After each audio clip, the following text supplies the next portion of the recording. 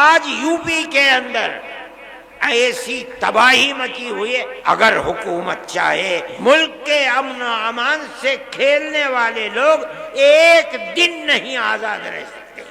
ملک کے اندر جو چیز، جو ذہن پنپ رہا ہے، وہ اس ملک کو تباہی کی طرف لے کر کے چل رہا ہے۔ ایک چیز نہیں ہے، مدرسے اور مسجدوں کا مسئلہ ہے۔ اسلام کے خلاف جو تحریکیں چل رہی ہیں وہ تحریکیں انتہائی بدترین تحریکیں ہیں۔ جن مدرسوں کو اور مسجدوں کو تم بلڈوزر چلا کر برباد کر رہے ہو، یہی ملک کی آزادی اور غلامی سے نکالنے کی بنیادیں تھی۔ لوگ نہیں جانتے۔ میں یہ کہتا ہوں کہ کس بنیاد کے اوپر تم ان کی مخالفت کرتے ہو؟ یہی مدرسے تھے کہ اس کے بعد جب تم نے ان مدرسوں کو برباد کرا دیا، انگریز نے برباد کیا، تحریک اپنی جگہ پر رہی، ختم نہیں ہوئی۔ حضرت شاہ اسماعیل شہید رحمت اللہ علیہ اور ان کے ساتھی آزادی وطن کے لیے صوبہ سرحد جو آزاد قبائل ہیں وہاں پہنچ گئے، جہاد کرتے رہے، یہاں تک کہ سن 1832 کے اندر وہ شہید ہو گئے جہاد کرتے کرتے۔ چھوڑ دیا لوگوں نے، تتر بتر ہو گئے، لیکن لوگ واپس آئے، اور آنے کے بعد سن 30-32 سے لے کر سن 57 تک اپنا کام کرتے رہے، یہاں تک کہ 1857 کے اندر انہوں نے پھر دوبارہ جہاد کو بلند کیا، جس کو انگریز نے غدر کا نام دیا۔ اس جہاد کے اندر تاریخ کو اٹھا کر دیکھو، آج مصیبت یہ ہے کہ مرکز سے لے کر صوبائی حکومت تک کوئی پڑھنے والا آدمی نہیں ہے، بڑے سے بڑا ان پڑھ آدمی بیٹھا ہوا ہے۔ سن 1857 کے اندر جہاد کے اندر صرف دلی میں روشن مستقبل، روح روشن مستقبل، ان کتابوں کو اٹھا کر دیکھو، صرف دلی کے اندر 32,000 علماء کا قتل ہوا ہے۔ کون لوگ تھے یہ وہی تحریک تھی جو شاہ عبدالعزیز صاحب رحمت اللہ علیہ نے دلی کے ایک مدرسے سے اس تحریک کو بلند کیا تھا، جس کا مرکز اکبری مسجد کو بنایا تھا۔ اس مسجد کی در و دیوار آج بھی اینٹیں دفن ہیں۔ ابھی 5-7 سال پہلے شعیب اقبال جو اسمبلی کے ممبر ہوا کرتے تھے، اتفاق سے وہ زمین کو کیوں کھودا نہیں معلوم، اس کے باقیات مل گئے، لیکن بی جے پی گورنمنٹ نے ان کو باقیات کو باقی نہیں رہنے دیا، اس کو پھر پاٹ کر کے زمین کے اندر دفن کر دیا گیا۔ وہ ایک تاریخ تھی۔ یہ مسجدیں اور یہ مدرسے اسی تاریخ کے نمونے ہیں۔ کوئی ہے مائی کا لال بتائے وہ کون سی جگہیں ہیں جہاں سے آزادی وطن اور غلامی کی زنجیر کو نکال کر پھینکنے کے لیے مرکز بنائیں؟ کوئی بتا سکتا ہے؟ میں مسلمان ہوں، میں کہہ رہا ہوں، علل اعلان کہہ رہا ہوں، تاریخ کی کتابوں کو پڑھو، اگر غلط کہہ رہا ہوں بتاؤ غلط ہے۔ کیوں مدرسوں کے پیچھے پڑے ہوئے ہو؟ ہمارا تعلق کوئی سیاست سے نہیں ہے۔ پھر دیکھیے، جب 1857 کے اندر 2 لاکھ مسلمان شہید کر دیا گیا، ابھی 1-1.5 مہینہ پہلے، بلکہ 1 ہی مہینہ ابھی ہوا ہے کہ جب وقف کے مسئلے کے اندر پارلیمنٹ کے اندر گفتگو ہوئی تو ایک ہندو، بڑی بہترین اردو بولنے والا، میرے اس کے باپ سے تعلقات تھے، جو آسام کا چیف منسٹر تھا، اس کا بیٹا ہے گوگوئی، اس نے تقریر کی، پارلیمنٹ میں کہا کہ 2 لاکھ مسلمانوں نے اپنی جان آزادی وطن کے لیے دی ہے۔ ان لوگوں کے نام لیے جنہوں نے آزادی وطن کے لیے اپنی جان کو قربان کیا ہے، اور یہ ایک حقیقت ہے۔ نتیجہ کیا ہوا اس کا؟ ملک آزاد ہوا۔ کیسے کیسے افراد پیدا کیے۔ دارالعلوم کی بنیاد اسی پر بنی ہے۔ جب 1857 میں خدا کی قدرت آزادی وطن کے لیے جو لوگ کھڑے ہوئے تھے انگریز کے خلاف، ان کے حق میں فیصلہ اللہ کا نہیں تھا، ناکام ہو گئے۔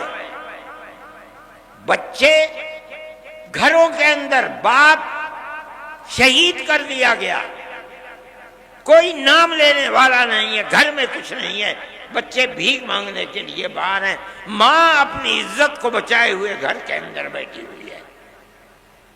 چرچ کے لوگ نکل رہے ہیں، ان بچوں کا ہاتھ پکڑ رہے ہیں، ہمیں دو بچے کو، ہم اسے مفت پڑھائیں گے، مفت لکھائیں گے، مفت کپڑے دیں گے پہننے کے لیے، پڑھا کر کے ملازمت دیں گے، یہ اپنے پیٹ کو بھی پالے گا، تمہارے پیٹ کو بھی پالے گا۔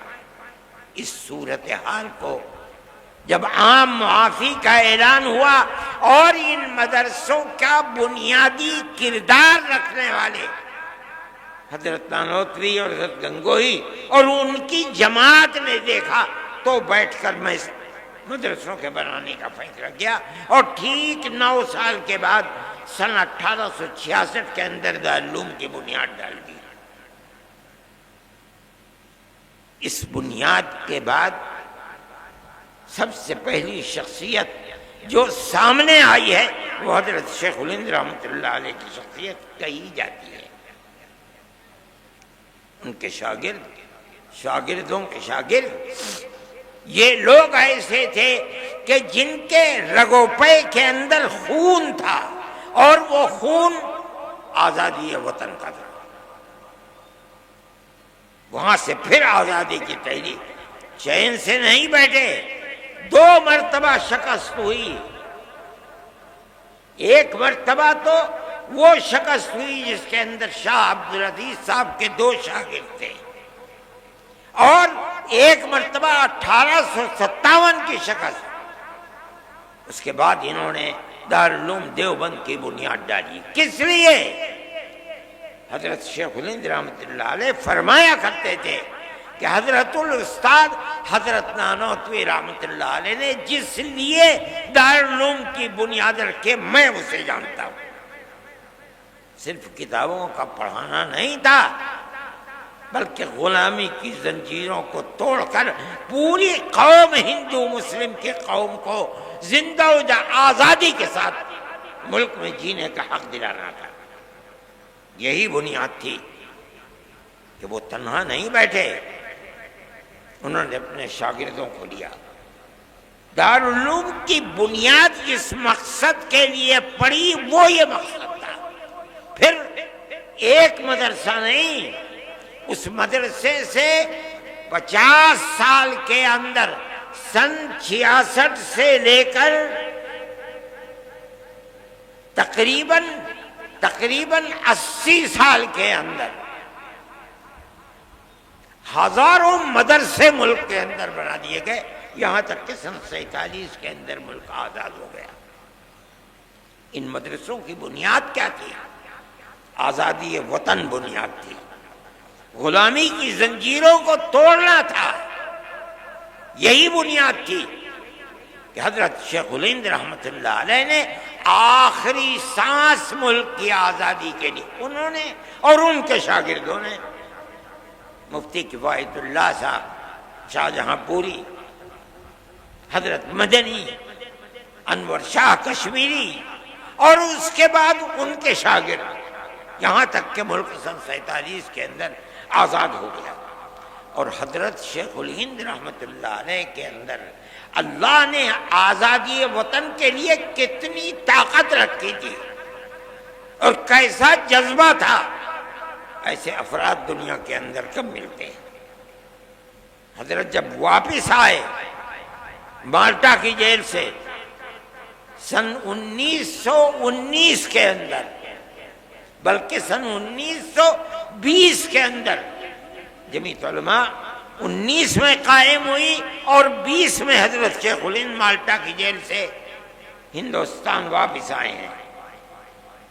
تو ریاست بہاولپور کے ان کے جو سب سے قریبی آدمی تھے، گویا کہ وزیر اعظم تھے سر رحیم بخش، انگریز نے ان کو سر کا خطاب دیا تھا، انگریز نے ان کو بھیجا تاکہ حضرت شیخ الہند سے ملے اور یہ کہیں کہ حضرت آپ چلے گئے، دارالحدیث دارالعلوم دیوبند کی سونی ہو گئی، لوگ آپ کے پاس آ کر کے تصوف کی مشق کیا کرتے تھے، ذکر الہی میں مشغول تھے، وہ بھی سلسلہ ختم ہو گیا۔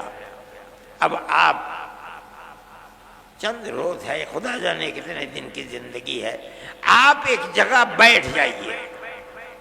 آپ نے پوری کوشش کر لی انگریز کو ہٹانے کے لیے، مگر انگریز حکومت تو اپنی جگہ سے ٹس سے مس ہوئی نہیں ہے۔ تو پھر آپ کو اپنی زندگی، وہ کام جو آپ کے بعد ختم ہونے کو ہیں، انہیں پھر دوبارہ زندہ کرنا چاہیے۔ وہ بوڑھا آدمی جو وہاں سے آنے کے بعد 1 سال اور کچھ مہینے زندہ رہ سکا، اس نے کیا جواب دیا؟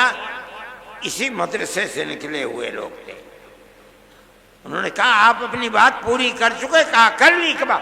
فرمایا کہ میں بوڑھا ہو گیا، جس سرزمین پر انگریز کی حکومت ہے وہاں جینا تو جینا، اس سرزمین پر مر کے دفن ہونا بھی مجھے گوارا نہیں ہے۔ میں تو ہندوستان صرف اس لیے آیا ہوں کہ میں آ کر اعلان کروں کہ انگریز کی غلامی حرام ہے۔ میں بوڑھا ہو گیا، میرے پیروں میں چلنے کی طاقت نہ رہی اگر، تو میں اپنے شاگردوں سے کہوں گا کہ مجھے ایک چارپائی پر لٹا دیں اور اپنے کاندھوں پر لے کر ملک کے گاؤں گاؤں جائیں اور میں ہر گاؤں میں یہ اعلان کروں کہ انگریز کی غلامی حرام ہے۔ یہ تڑپ کس میں پیدا ہوئی؟ کہاں سے پیدا ہوئی؟ مدرسوں سے پیدا ہوئی ہے۔ ان مدرسوں کو بنایا کس لیے گیا؟ دارالعلوم کو کس لیے بنایا گیا؟ دارالعلوم سے 25,000 مدرسوں کو کس لیے بنایا گیا؟ اس ملک کے اندر آزادی کے جذبہ جہاد کے لیے بنایا گیا، ہندو مسلم محبت کے لیے بنایا گیا، ملک کے اندر امن و امان قائم کرنے کے لیے بنایا گیا۔ تم ان مدرسوں کو کیوں ان کی جڑ کو کھودتے ہو؟ وہ تم سے کچھ نہیں لیتے۔ مسلمان رکشہ چلاتا ہے اور صبح سے شام تک جو ملتا ہے اس میں سے 2 پیسے اپنے مدرسے کو بھی دیتا ہے۔ ہم تو کسی دولت مند کے صرف پیسے نہیں مانگتے، کسی گورنمنٹ سے پیسہ نہیں مانگتے۔ ایک مرتبہ اندرا جی تھیں، نہیں سونیا جی تھیں، اور ارجن سنگھ زندہ تھے، انہوں نے اور سہیل صدیقی، جن کو پارلیمنٹ نے کالج اور یونیورسٹیوں کے اقلیتی کردار کے لیے ان کو امین بنایا تھا، وہ بھی تھے۔ ان سب نے مل کر کے ایک کمیٹی دلی کے اندر بنائی، انہیں لوگ مل بھی گئے، کچھ لوگ تھے، مولوی فضیل تھے گورکھپور کے، اور دوسرے لوگ انہیں مل گئے، انہوں نے بلا لیا، مجھے بھی بلایا، مگر میں بھول گیا۔ مجھے ایک صاحب نے کہا کہ بھائی انہوں نے بلایا تو تم گئے نہیں۔ مجھے یاد آیا، میں فوراً گھر میں گیا، بریف کیس میں ایک جوڑی کپڑا رکھا، اور ایک گاڑی 10 بجے جاتی تھی، میں اس گاڑی میں سوار ہو کے دلی پہنچ گیا۔ صبح کی میٹنگ تو ختم ہو گئی تھی، ظہر کے بعد 2 بجے کی میٹنگ تھی، میں بریف کیس اٹھا کر کے وہاں چلا گیا، جا کے بیٹھ گیا۔ انہوں نے مجھے دیکھا تو اسٹیج کے اوپر بلا لیا، جلسہ شروع ہو گیا۔ میرا نام آیا تو میں کھڑا ہو گیا اور میں نے کہا کہ مدارس کے سلسلے میں آپ جو تحریک چلا رہے ہیں کہ مدارس مدرسہ بورڈ سے ملحق ہو، اور آپ 800 کروڑ کا بجٹ بھی لے کر کے آ گئے، آپ کیوں یہ چاہتے ہیں؟ آپ کو مدرسوں کی کردار کا پتہ ہے کہ مدرسوں نے کیا کیا ہے۔ میں نے ان کے سامنے یہ چیز رکھی کہ ملک غلام تھا، مدرسوں کی تحریک دارالعلوم دیوبند سے چلی، بنیاد اس کی کیا تھی؟ آپ سے وہ 2 پیسے نہیں چاہتے، اس لیے کہ انہیں یقین ہے کہ اگر آپ پیسہ دیں گے تو کل کو آپ ان کے نظام تعلیم میں بھی دخل دیں گے، ان کے نصاب تعلیم میں بھی دخل دیں گے۔ وہ اپنے آپ کو آزاد رکھنا چاہتے ہیں۔ ارجن سنگھ کہنے لگے کہ ہم وعدہ کرتے ہیں کہ ہم دخل نہیں دیں گے۔ میں نے کہا میں نہیں کہتا ہوں کہ آپ جھوٹ بول رہے ہیں، بالکل سچ بول رہے ہیں، لیکن آپ میری ایک بات کا جواب دیں۔ ابھی الیکشن کے اندر 2 سال باقی ہیں، 3 سال گزر چکے، اقتدار کی کرسی پر آپ بیٹھے ہیں، آپ کہہ رہے ہیں کہ ہم دخل نہیں دیں گے۔ کیا آپ مجھے گارنٹی دے سکتے ہیں کہ 2 سال کے بعد جو اگلا الیکشن ہوگا آپ ہی جیت کر آئیں گے؟ کہنے لگے نہیں، گارنٹی نہیں دے سکتے۔ میں نے کہا ٹھیک کہتے ہیں، آپ تو 2 سال کی بھی گارنٹی نہیں دے سکتے، اور میں مدرسے کا آدمی ہوں، میں اپنے دل کے اندر یہ ارمان رکھتا ہوں کہ اگر اللہ نے مجھے قیامت تک کی زندگی دی تو میں قیامت تک مدرسے کو زندہ رکھوں گا۔ میرا آپ سے کیسے ساتھ ہو سکتا ہے؟ اس لیے میں جمعیت علماء کے پلیٹ فارم سے کہتا ہوں، ہم کل بھی مخالف تھے گورنمنٹ کی مدد کے، آج بھی مخالف ہیں، اور جب تک زندہ رہیں گے مخالفت کرتے رہیں گے۔ ہمیں آپ کی کیا ضرورت ہے؟ مدرسہ ہماری دنیا نہیں ہے، ہمارا دین ہے۔ جس طرح مسجد ہمارا دین ہے، اسی طرح مدرسہ بھی ہمارا دین ہے۔ اگر مسجد میں نماز پڑھی جاتی ہے، مدرسے میں نماز پڑھنا سکھلایا جاتا ہے۔ اگر مسجد میں قرآن پڑھا جاتا ہے، مدرسے میں قرآن پڑھنا سکھلایا جاتا ہے۔ دونوں ایک چیزیں ہیں۔ جب ہم مسجد میں آپ سے کوئی مدد نہیں لیتے، ہم مدرسے میں کیوں آپ سے مدد لیں؟ ہم نہیں آپ سے مدد لینا چاہتے ہیں۔ میں نے یہ بات کہی، میرے آدمی تھے وہاں بہت، لیکن صبح سے جو سن رہے تھے سب خاموش بیٹھے ہوئے تھے۔ میرے بعد ایک اور صاحب کھڑے ہوئے، پہلے تو انہوں نے یہ کہا کہ آپ نے مجھے وقت دیا اور ارشد کے بعد وقت دے دیا۔ میں نے کہا آپ مطمئن رہیں، آپ نے میری بات سنی ہے، میں آپ کی بات سنوں گا، کوئی میں نقد نہیں کروں گا۔ میرے اندر یہ ہمت ہے۔ انہوں نے بولنا شروع کیا۔ تھوڑی دیر کے بعد جیسے انہوں نے کہا کہ مدرسوں نے اپنے کردار کو ختم کر دیا، بس وہ تو سارے لوگ کھڑے ہو گئے اور نکالو اور مارو اور بھگا دو یہاں سے۔ میں نے سہیل صدیقی کے اوپر ہاتھ رکھا، میں نے کہا بھائی اچھا میں جا رہا ہوں، پکڑ لیا مجھے، خدا کے لیے مت جاؤ، اس مجمع کو ہم قابو میں نہیں کر پائیں گے۔ میں نے انہیں سمجھایا، وہ بیٹھ گئے۔ میں یہ بات کہتا ہوں کہ گورنمنٹ کی طرف سے کوئی بھی ایسی بات جو مدرسے اور مسجدوں کے اوپر کوئی زنجیر باندھنے کی چیز ہے، کیوں ہو رہا ہے؟ مدرسے نے تو اس ملک کی آزادی کے لیے سب سے پہلی آواز مدرسوں نے اٹھائی ہے۔ وہ مسجد جس کو انگریز نے مکمل تباہ کر دیا، اکبری مسجد، کیا ہوا تھا وہاں؟ غلامی کی زنجیر کو توڑنے کی تحریک وہاں سے چلی تھی۔ آج بھی اگر زمین کو کھودو گے ایڈورڈ پارک کی تو وہاں سے وہ ان کی دیواریں مل جائیں گی۔ آج انہی مسجدوں کے لیے یہ صورتحال چل رہی ہے، کیسے قابل قبول ہو سکتی ہے؟ ہم یہ سمجھتے ہیں کہ ملک کے اندر جو چیز جو ذہن پنپ رہا ہے وہ اس ملک کو تباہی کی طرف لے کر کے چل رہا ہے۔ ایک چیز نہیں ہے، مدرسے اور مسجدوں کا مسئلہ ہے۔ اسلام کے خلاف جو تحریکیں چل رہی ہیں وہ تحریکیں انتہائی بدترین تحریکیں ہیں۔ سب سے پہلا مسئلہ ہے طلاق، ہم اس کے اوپر خاموش رہے، ہم گورنمنٹ کے مقابلے میں نہیں آئے۔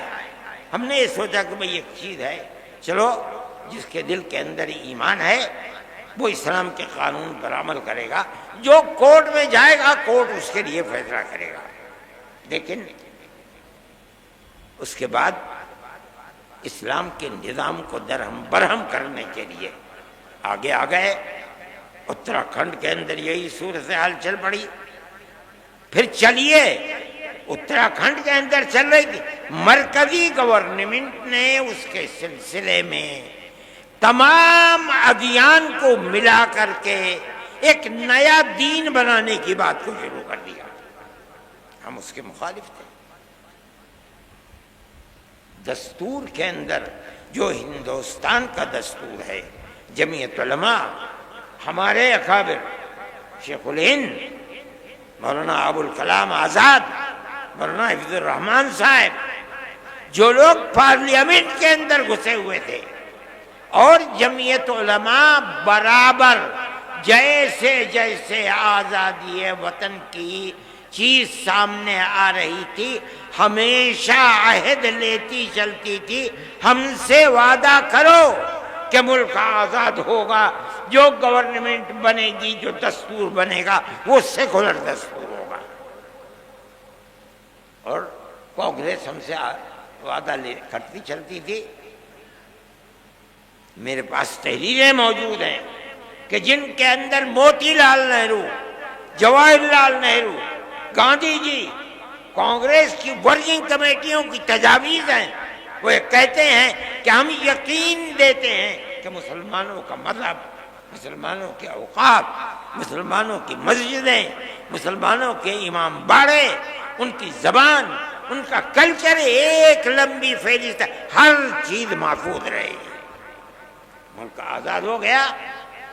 آزاد ہونے کے بعد ملک کا دستور بنا۔ ایسے لوگ تھے جو یہ کہتے تھے کہ ملک آزاد ہوا، لیکن مسلمانوں نے اسلام کے نام کے اوپر ایک ٹکڑا ملک کا لے لیا، اس لیے اب ملک کا دستور ہندو دستور ہوگا، انہوں نے لے لیا۔ جمعیت علماء تھی جو لے کر کے بیٹھ گئی۔ ہم نے ملک کو تقسیم نہیں کرایا، ہمارے اوپر جوتوں کے ہار ہمارے گلوں کے اندر پڑے، ہمیں مارا گیا، لیکن ہم نے جس چیز کو صحیح سمجھا تھا، ملک کی تقسیم کی مخالفت کی۔ ہم پاکستان نہیں گئے۔ اگر ملک کی تقسیم پر دستخط کیے، تم نے دستخط کیے، ہم نے دستخط نہیں کیے۔ اگر قصور ہے تمہارا قصور ہے، ہمارا قصور نہیں ہے۔ شریف لوگ تھے، اس چیز کو سمجھے۔ جمعیت علماء کی اس تحریک کی بنیاد کے اوپر مجبور ہوئے اور ملک کا دستور سیکولر دستور بنا۔ دفعہ 25، 26، 29 لا کر رکھی گئیں، جن کا حاصل یہ ہے کہ ملک کی ہر اقلیت کو، چاہے وہ زبانی اقلیت ہو چاہے مذہبی اقلیت ہو، اپنے مذہب کے مطابق اپنے ادارے بنانا، ادارے بنا کر چلانا، ہر چیز جائز ہے اور بلا کسی کھٹکے کے جائز ہے۔ یہ وہ ہے دستور جو دستور ہے ملک کا، اور یہ سیکولر دستور ہے۔ اسی بنیاد کے اوپر مسلمان زندہ ہے۔ آج فرقہ پرست طاقتیں دستور کی ان شقوں کو کاٹ نہیں سکیں ابھی تک، لیکن اس کے خلاف کام کر رہی ہیں۔ کس بنیاد پر ہماری مسجدوں کو توڑا جا رہا ہے؟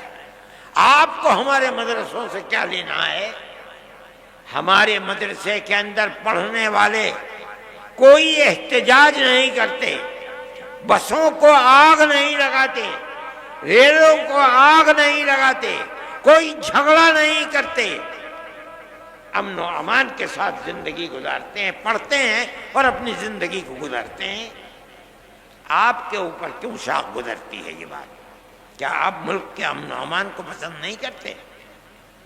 میرے بھائی، جمعیت علماء کا یہ دستور ہے، جمعیت علماء اس چیز کو لے کر چل رہی ہے، آپ حضرات کو اس کی طرف توجہ کرنی چاہیے۔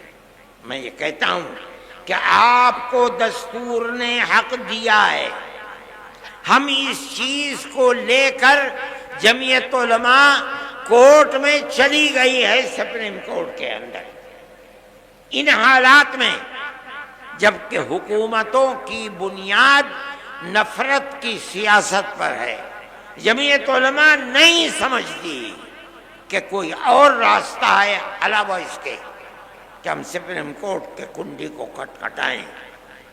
ملک کے اندر ہر وہ قوم، ہر وہ اقلیت جس کے پاس راستے بند ہیں، راستہ نہیں ملتا تو اور کوئی صورت اس کے سامنے نہیں ہے کہ وہ سپریم کورٹ کو جا کر کے اس کے دروازے کو کھٹکھٹائے۔ ہم اس کے دروازے کو کھٹکھٹاتے ہیں۔ آپ کو اندازہ نہیں ہوگا شاید، ہم 500 سے زائد افراد ہیں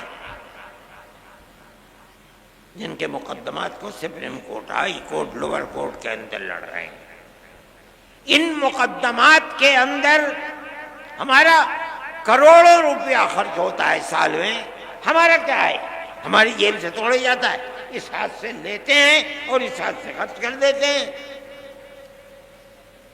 جمعیت علماء کا یہ کردار ہے، جمعیت علماء اس کے لیے کام کر رہی ہے۔ سپریم کورٹ کے سوا ہمیں کوئی چیز نظر نہیں آتی ہے۔ وقف کے سلسلے کے اندر ہم سپریم کورٹ میں گئے اور بڑے سے بڑا جو وکیل کپل سبل جو ایک دن میں 5 منٹ کے لیے اگر کورٹ میں گئے 15 لاکھ روپے کی فیس رکھتے ہیں، ہم جاتے ہیں ان کو پیش کرتے ہیں، انہوں نے 3.25 گھنٹے کھڑے ہو کر کے وقف کے مسئلے کے اوپر گفتگو کی ہے۔ سارے ہندوستان کیا ساری دنیا نے اس کو دیکھا ہے؟ جمعیت علماء کے وکیل تھے۔ ہوتا کیا ہے اس کو اللہ جانتا ہے کل، لیکن جمعیت علماء سپریم کورٹ میں جاتی ہے، ہم بھی جائیں گے سپریم کورٹ میں، ہر بنیاد کو لے کر کے جائیں گے، جہاں ہمیں راستے نظر نہیں آئیں گے ہم جائیں گے۔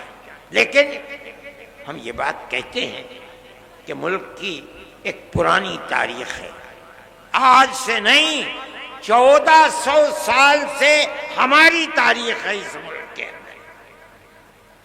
پہلے ملک کے اندر راجا اور رجواڑوں کی حکومت تھی، مسلمان زندہ تھا اور اپنے مذہب کے ساتھ اس ملک میں زندہ تھا، کیرلا سے لے کر سندھ تک زندہ تھا۔ اس کے بعد بابر آئے اور دوسری لوگ وسط ایشیا سے آئے اور انہوں نے حکومتیں کر لی، مسلمان اپنے مذہب کے ساتھ زندہ تھا۔ بہادر شاہ ظفر آخری بادشاہ تھے، چلے گئے، اس کے بعد انگریز کی حکومت، مگر مسلمان اپنی آزادی مذہب کے ساتھ زندہ تھا۔ اس کے بعد یہ آئی حکومت، کانگریس کی حکومت کے اندر ایسا مسئلہ مسلمان کے ساتھ نہیں تھا، کانگریس کی حکومت ختم ہوئی، اب اس کے بعد یہ لگتا ہے کہ اس دستور کو بھی آگ لگا دی جائے گی اور مسلمان کو مذہب کے اعتبار سے نقصان پہنچایا جائے گا۔ میرے بھائی، ہم یہ سمجھتے ہیں کہ جب تک یہ دستور زندہ ہے آپ کو نہ کرنے کا کچھ حق ہے، اور ہم جائیں گے کورٹ میں، پہنچ گئے ہیں کورٹ کے اندر، فیصلہ کب آتا ہے کب نہیں ہوتا ہے ہمیں اس سے کوئی فکر نہیں۔ ہمارا ماننا یہ ہے کہ ملک کے اندر امن و امان رہ سکتا ہے تو اس کی صورت صرف یہی ہے کہ ملک کی ہر اقلیت اور اکثریت ایک دوسرے کے ساتھ مٹھی کی انگلیوں کی طرح سے جڑ کر رہے ہیں۔ جمعیت علماء اسی طرح زندہ رہتی ہے اور کام بھی اسی طریقے پر کرتی ہے۔ ہم اس چیز کو لے کر پہنچیں گے، لیکن میں یہ کہتا ہوں کہ یہ نظریہ دل میں پیدا کیوں ہوتا ہے کہ آپ مسلمان کو نقصان پہنچائیں اور اس کے مذہب سے بیگانہ کریں آپ؟ میں سمجھتا ہوں کہ یہ چیز ملک کے لیے غلط ہے اور سارے ملک کو تباہ کر رہی ہے۔ آپ اقلیت اور اکثریت کے اندر گھسیں، ماحول کے اندر کاروبار کو دیکھیں، اقتصادیات کو دیکھیں، امن و امان کو دیکھیں، ہر اعتبار سے ملک تباہ اور برباد ہوتا چلا جا رہا ہے۔ کاروباری لوگ یہ بیٹھے ہوئے بنارس کے، میں صبح سے بات کر رہا ہوں، ہر آدمی یہی کرتا ہے کہ جم گیا ہے کاروبار، ایسا لگتا ہے جیسے مارکیٹ میں پیسے ہی نہیں ہیں۔ چند افراد ہیں جو سارے ملک کی دولت کے اوپر قبضہ کیے ہوئے ہیں، لیکن سارا ملک ان چند افراد سے تو نہیں چلتا ہے۔ کیا بربادی ہے؟ میں کہتا ہوں گورنمنٹ جسے امن و امان قائم کرنا چاہیے، بھائی چارگی کو بڑھانا چاہیے، ہندو مسلم اتحاد کو پیدا کیا جائے، ہر ایک کو مذہبی دستور کی آزادی دی جائے، آپ نے اس کو آگ لگانا شروع کیا ہے۔ ملک تباہی اور بربادی کی طرف چل رہا ہے۔ جمعیت علماء کی یہ تحریک ہے، امن و امان ختم ہو رہا ہے۔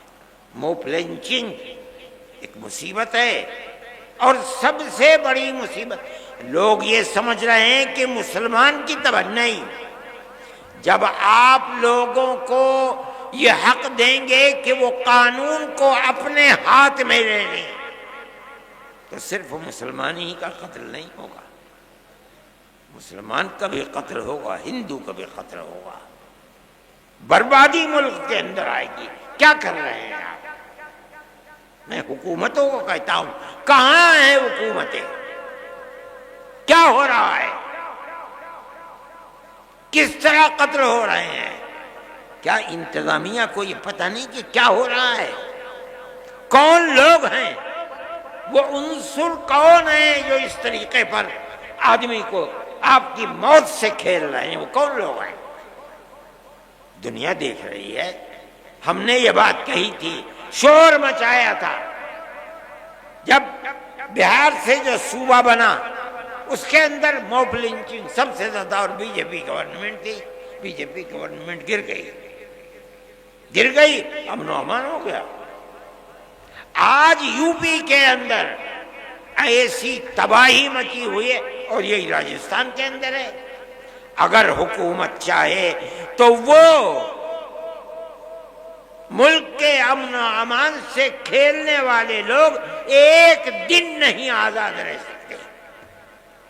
لیکن یہ افسوس کی بات ہے کہ ہندو اور مسلمان کا قتل عام کرنے والے لوگ بالکل زندہ ہیں، اگر گئے بھی جیل میں 2 4 5 10 دن کے لیے گئے اور اس کے بعد آزاد ہو کر کے پھر انہوں نے یہی شروع کر دیا۔ کس طرح ملک چلے گا؟